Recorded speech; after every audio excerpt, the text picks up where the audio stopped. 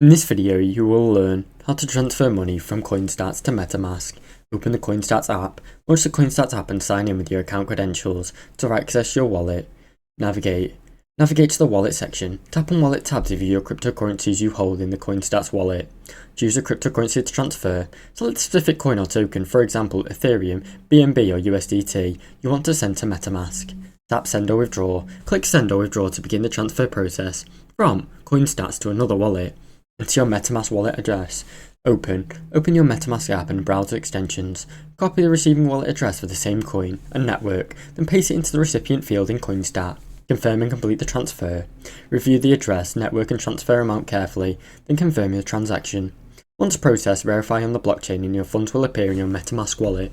Now you know how to transfer money from CoinStats to MetaMask. Thanks for watching. Don't forget to like and subscribe.